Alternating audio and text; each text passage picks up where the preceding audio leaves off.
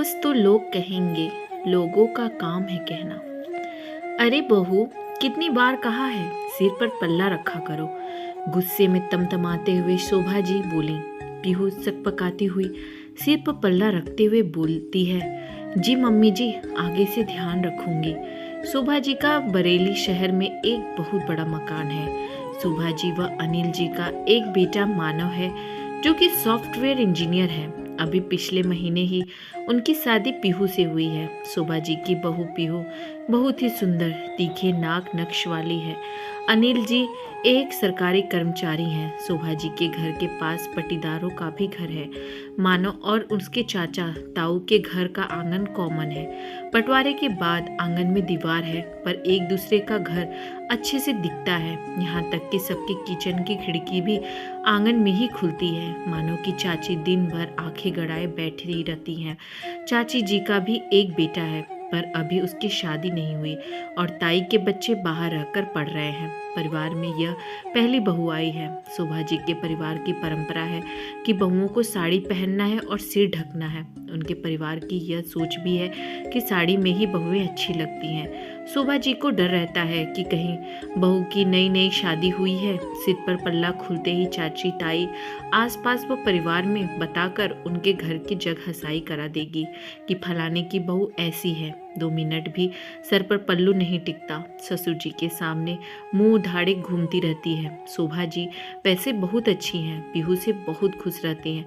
बस इसी बात को लेकर उनको पीहू को हमेशा टोकना पड़ता है। वह उन्हें कई बार गुस्सा भी आ जाता है। उनका पल्ला न करने से कोई दिक्कत नहीं है, पर उन्हें लगता है कि लोग क्या कहेंगे।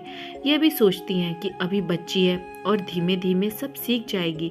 धीरे धीरे अब तो 6 महीने बीत गए हैं। पीहू की आदत पल्ला लेने व साड़ी पहनने की हो गई है। उसको उलझन तो होती है, पर उसके साथ उसे समझौता कर लिया है और जीना सीख लिया है। 8 महीने बाद पीहू गर्भवती होती है।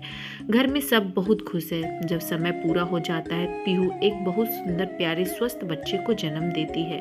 पीहू 2 महीने में बिल्कुल स्वस्थ हो जाती है। घर में बच्चे से एक रौनक सी आ गई है। सब दिन भर उसी में लगे रहते और बहुत खुश रहते हैं। अब पीहू बच्चे और अपनी साड़ी व पल्ले के साथ काम करना सीख रही है, पर अब बच्चा होने से कुछ कुछ कामों में उसके सिर का पल्लू संभालने में दिक्कत आती है। पर मम्मी जी की बात उसे याद आ जाती है कि लोग क्या कहेंगे। वह बच्चे के साथ साथ साड़ी के पल्ले को भी संभालती रहती है। बच्चा अब 1 साल का हो गया है। एक दिन बच्चा दूध के लिए बहुत रो रहा था। पीहू तेज कदमों से रसोई में दूध बनाने जाती है। जैसे ही वह दूध गर्म कर रही होती है, बच्चा भी रोते रोते वहां आ जाता है और उसके पैर को पकड़कर खड़ा हो जाता है। जैसे कि पीहू पीछे मुड़ी, उसका पल्ला गैस पर चला गया और आग पकड़ लेता है। तभी इत्तेफाक से मानव उधर से गुजरता है और उसकी नज़र इस ओर पड़ी। वो हड़बड़ाहट में वहां दौड़कर पहुंचता है और आग को बुझाते हुए जोर से चिल्लाता है, क्या कर रही हो पीहू? अपना ध्यान रखा करो, आज एक बड़ा हादसा होते होते बचा। मानव की आवाज़ सुनकर शोभा जी भी भागते हुए आती हैं। मानव पीहू से कह रहा था, पीहू आज तो तुम अपने को जला ही लेती। शोभा जी देखती हैं कि पीहू की साड़ी का कोना थोड़ा जल गया है। वह भी बहुत घबरा जाती हैं। मानव क्रोध में कहता है, क्यों माँ, आप हमेशा पीहू को पल्ला करने को बोलती हैं। आप देखो, इतना बड़ा हादसा अभी हो जाता।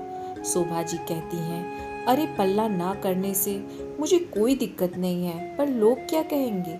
माँ, आप लोगों को क्या देखती हो?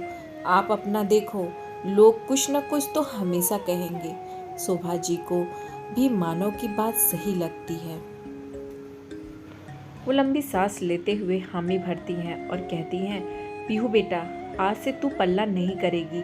चाहे तो तुम साड़ी भी न पहनो, मैं कल ही जाकर तेरे लिए सूट लेकर आती हूँ। अब से तुम सूट पहन कर रहा करो। उनकी इस समझदारी भरी बात सुनकर पीहू मुस्कुरा दी और शोभा जी के गले लग गई। धन्यवाद।